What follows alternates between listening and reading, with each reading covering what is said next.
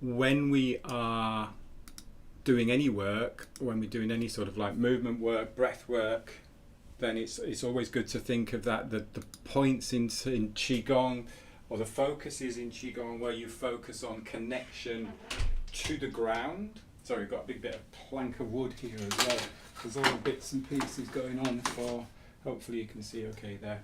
That connection to the ground. If you're just joining on Facebook and YouTube, we've just been chatting in the Zoom group about feet, and just that whole ability to be able to move the feet in 3 dimensions, that rocking side to side and rotation, and just when we're connected to the ground.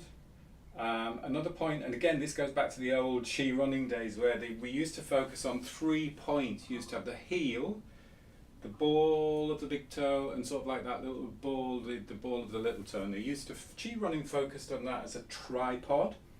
What I like to focus on is that point, the ball underneath there, sort of like between the big toe. Remember in Qigong that is kidney 2, I think it's kidney 2 point, which is the bubbling spring. So just having connection to the ground, and just having connection, focusing on that point of the bubbling spring. It's not necessarily putting weight on that point or gripping with that point, it's just having connection. And then you can give your toes a wiggle and spread the toes out. Softness in the knees, softness in the ankles, so that then we can just rotate from the hips and the waist.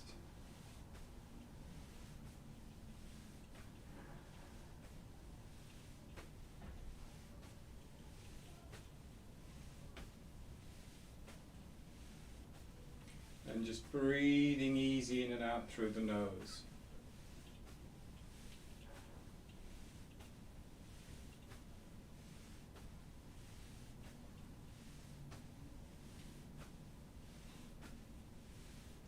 And when we are focusing on breath, we focus on the diaphragm, so the respiratory diaphragm. So the respiratory diaphragm, remember, is a sheath of muscle. It's a bit umbrella-like, that runs across the body. So it runs across the body.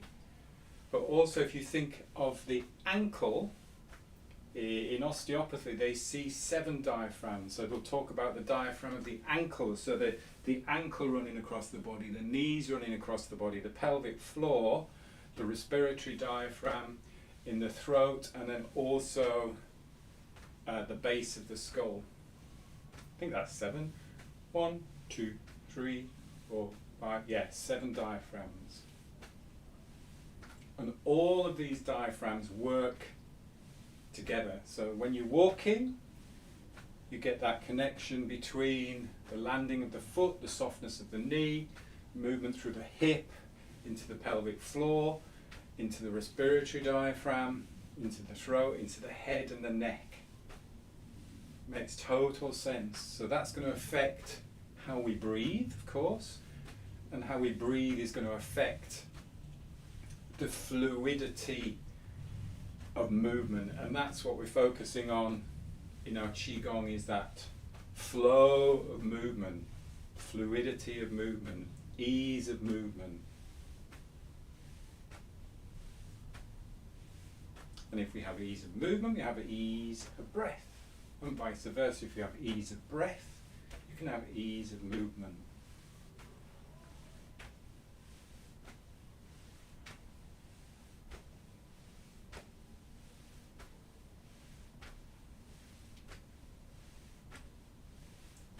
Good. Slowing it down gradually into water waves. Water waves.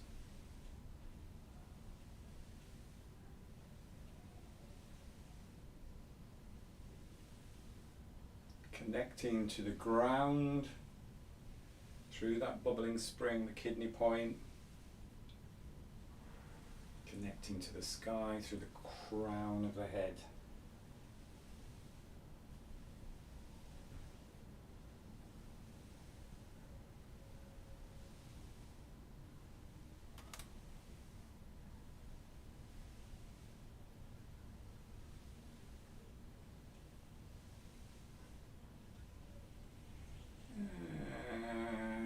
taking a rest, standing tall. I'm going to show you from the side on this next one, but keep facing front. You're just going to step out with one foot and balance on the ball of the back foot. So you've still got weight through that back foot. If it creates any pain or any over tightness or over stress, just stop. But you've got that little bit of balance, a little bit of energy going down through the ball of that back foot, the bubbling spring. Spine stays tall, and then you're going to gently push down one side, push up the other side, and then we're going to do a gentle lean over. That hip comes out to the side. But do this very steadily and follow the breath. So it's not, don't think of this as a stretch or as a force or how far can I go with that. It's very much an ease of movement. So you balance, lengthen, and then you just let that hip go a little bit and open up a little bit of that side. So it's a good balance exercise. Breathing easy, and then come back to center. Swap sides, and when we swap sides, you step back. So we're lengthening out the side that you stepped back on. Balance on that front foot. That front foot is nice and solid. Back foot, ball of the foot in connection with the ground. Lengthen first. That hip just gently swings out, and then you open up that side of the body there. Again, if you're straining, then we're doing too much. If you're straining, just go to that point, or just go to a little bit of movement. Oh, nearly fell over then. And then step back, ball of the foot, lengthen, hip, rib cage, let the head go as well. You almost want to create a bow shape through that side of the body. I'm much tighter this side. I can feel a big difference this side. Doesn't want to go as easy as the other side. Let that head go, not dangle, but just let the head go with it. And then step back. I know we're focusing on breath work today, but actually it's important that when we're focusing on breath work that we do some more, maybe a little bit of challenging movements so that we can make sure that the breath is easy as we're doing these movements. And then just going side to side.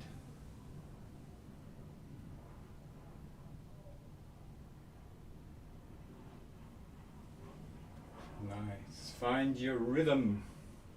Make sure you've got some weight through the back foot as well.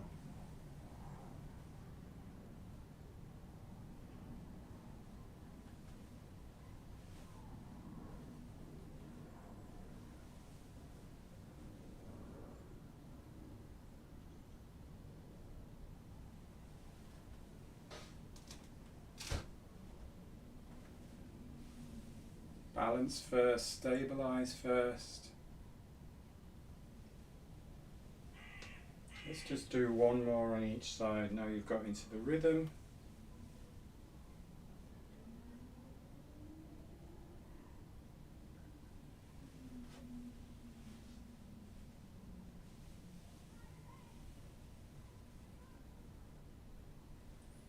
And then take a rest. Have a little bit of a shake out, and you can have a gentle shake, or if you want a little bit more of a vigorous shake, you can start to tap the heels into the ground.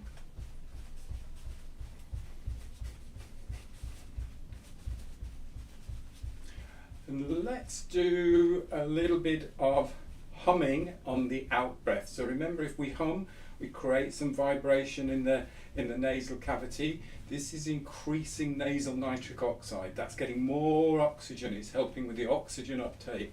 So you're just doing maybe a slightly fuller breath in through the nose and humming out.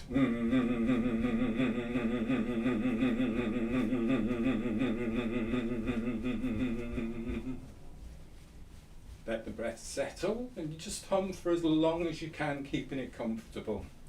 But remember, you're creating nasal nitric oxide, getting a more oxygen uptake, so getting lots more oxygen into the system just through a gentle hum.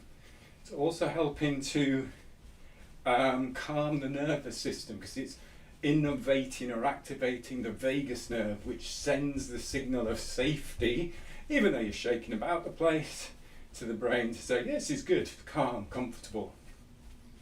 So just a couple more hums. Breath in. Free up the shoulders, let the shoulders free up the top of the shoulders.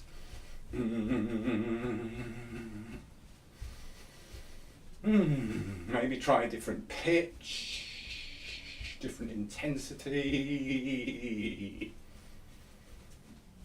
and then slow it down,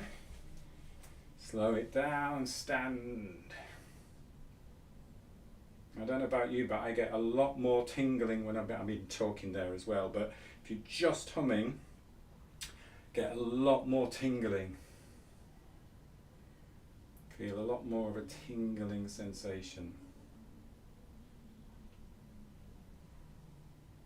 Getting that blood flowing around the body, lymphatic drainage, energy flowing.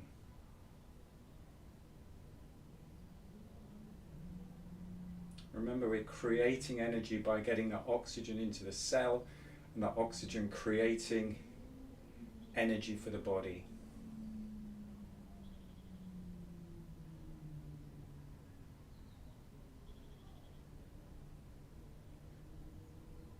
Let's do a breath in, and then just breath out. So not quite going pulling down the heavens or pulling down the sky, just up to the shoulder height, and then breath out. Breath in.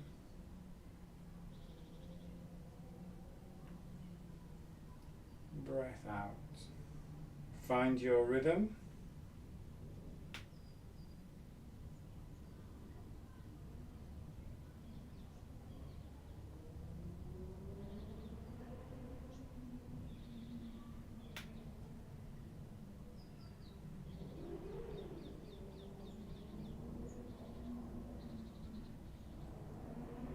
Take a rest. As we were focusing a little bit on the feet there at the beginning, we'll have in mind the connection to the ground as we take a step. So quite often people say breathe into the foot or breathe into the hip. Obviously we can't physically breathe air into that part of the body, but we can bring our attention to that part of the body. We can feel as the foot softly lands how that affects the breath. And a really nice way to do that is to do, I'll mirror you, do a step to the left. And as you step to the left, that left hip comes forwards, left shoulder comes forwards, left arm floats up. And then we just step back. And then we step to the right. So feel the heel of the foot roll forward, hip come forward, shoulder come forward, arm float forward. Softly back. Step heel or front of heel, roll that foot, bring the hip forwards, bring the shoulder forwards, soften the elbows, soften the shoulders, soften the fingers. So we're stepping and we're getting that movement coming forwards, that little bit of rotation through the spine.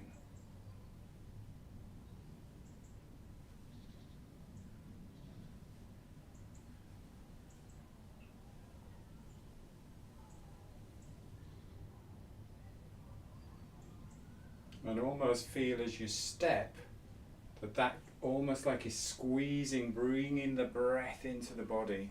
Breath all the way up.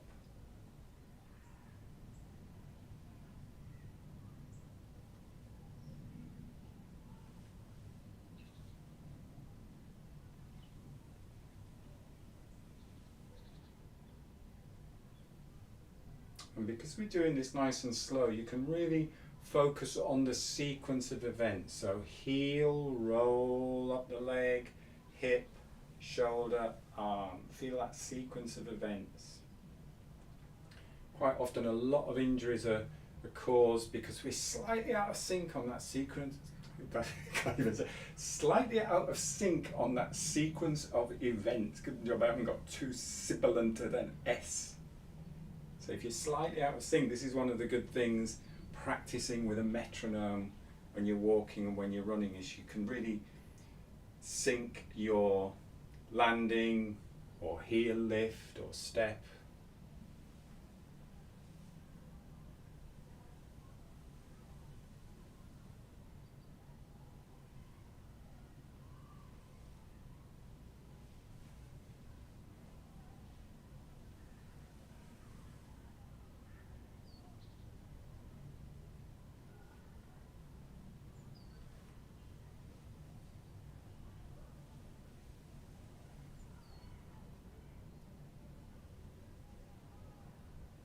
Also be very aware now of the step back. So you step forwards, we're paying a lot of attention to that, but as you step back, slow.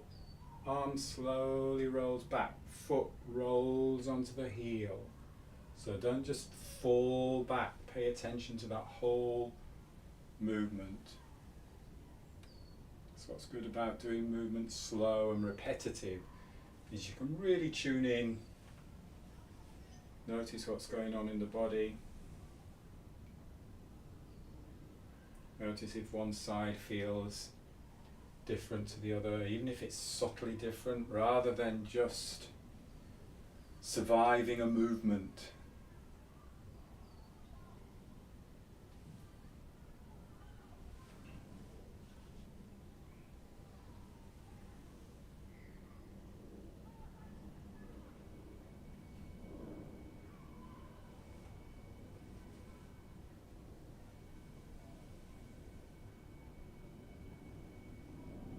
Let's do one more on each side. Slowly, slowly, slowly.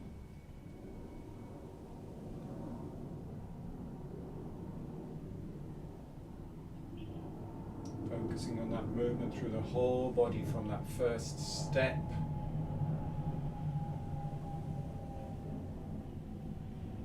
And take a rest. It's a nice one to practice. Again, when I was teaching running technique, we often focused on that take a step, and that's just a little bit more of an exaggeration of that take a step exercise. And you most probably think, oh no, we don't walk like that, it feels really odd. We actually do walk like that, because as we step, as this side comes forwards, we actually step through.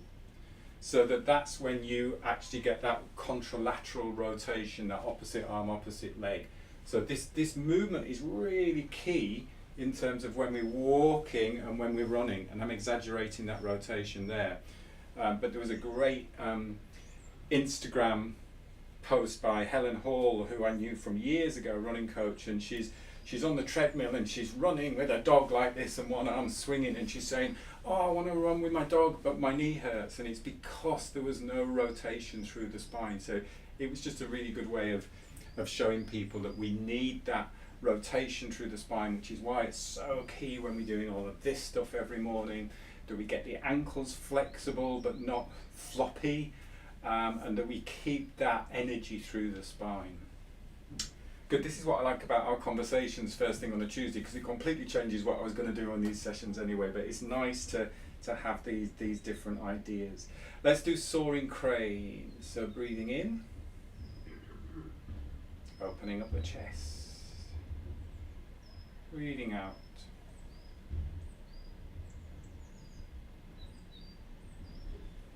breathing in, and again have an awareness to the feet,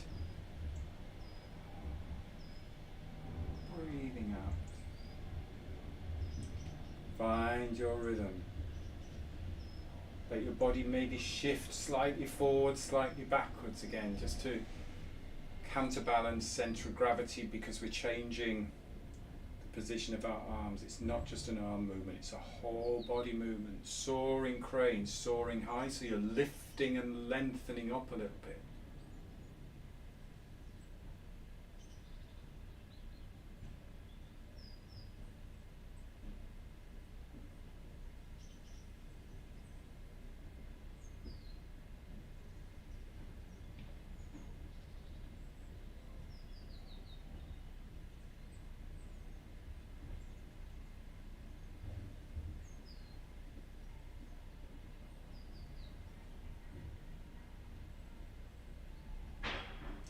And let's see how we can lengthen the breath out now. So the idea is not to feel as if you're struggling for breath, but just can you lengthen that breath out a little bit? Can you lengthen the in-breath?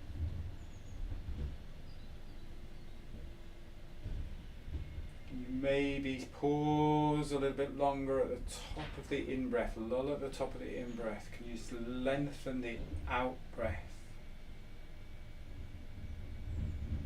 You rest a little bit at the bottom of the out-breath.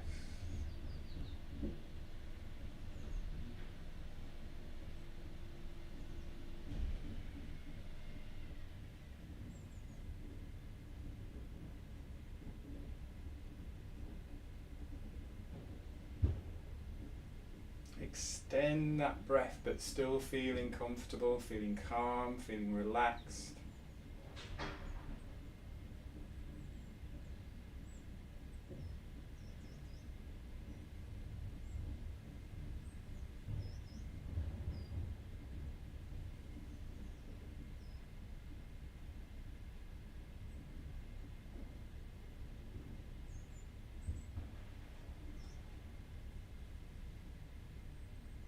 Gradually lowering the arms.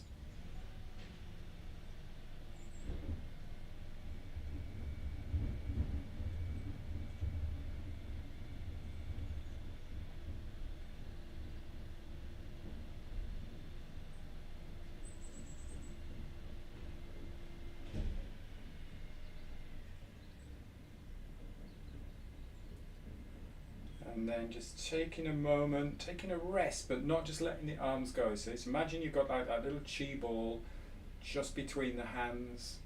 So just kind of gentle tension, just the right amount of tension in your arms and your fingers, not over tense.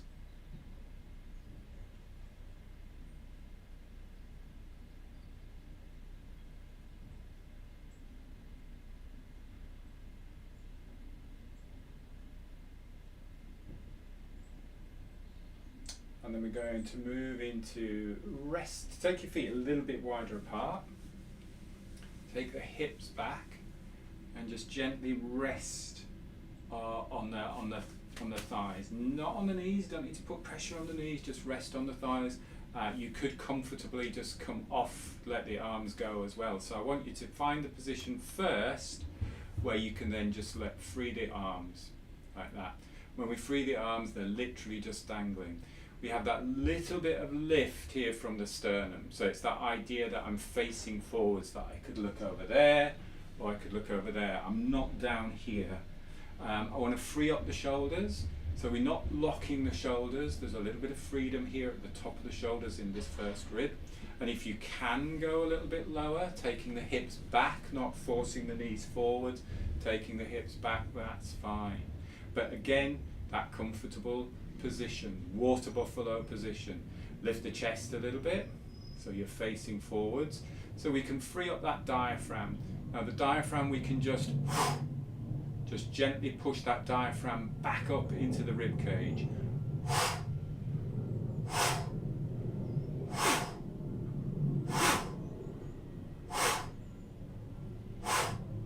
So active exhale, very different type of breathing. It's not calm and soft and easy through the nose, it's active exhale.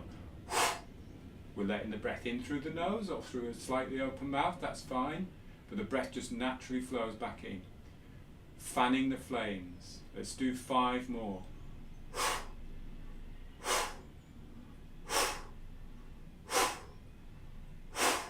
Then we do a long exhale. Bring that diaphragm back up. Pause the breath a little bit. Comfortable pause. And then pushing through the feet, through the heels, coming up standing tall, breathing in. And breathing out. Now the breath is different here, it's soft and light, so it's counterbalancing, complementing the active, yang breath, energy breath, to an energy calming and relaxing breath.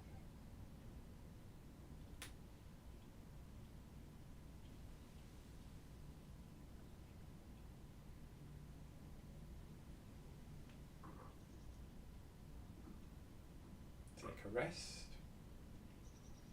Do one more round of that. So it's an active exhale. Let's go for 10. Long exhale at the last one, pausing the breath at the bottom of the breath, and then we'll go into calming breaths. A little bit more active. So this is where you want to be if you've got high blood pressure, low blood pressure. If you're pregnant, do not do any of these really active stress breaths. Just keep it calm, keep it gentle. You can do a gentle, but not really active, because we're deliberately stressing the system with this. So finding that position where you're comfortable. If you want to go a little bit lower, go a little bit lower. It's not about being the lowest, it's about being in a position where you really benefit from this practice. Free up the arms, lift up the sternum a little bit quicker. When you're ready, let's do 10.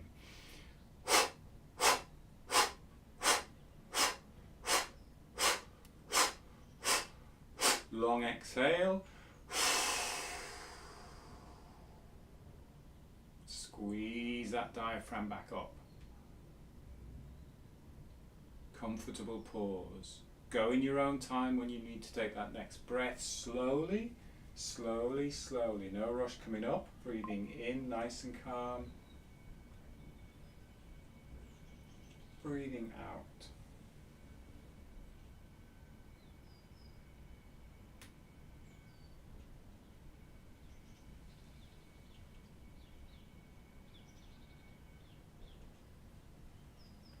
Remember, we're balancing out that active breath with some calm, steady, light, slow,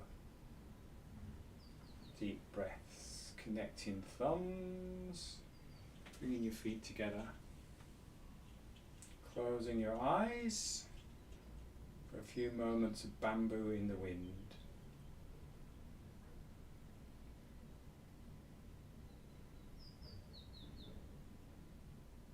Again, here you can just focus, bring your attention maybe to your feet, to the bubbling spring, to the toes.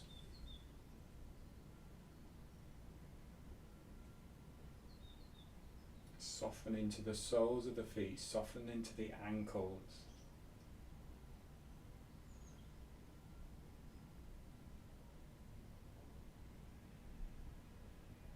Connecting to the ground.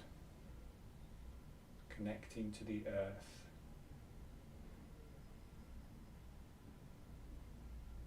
At the same time, lengthening the spine, connecting through the crown of the head to the sky.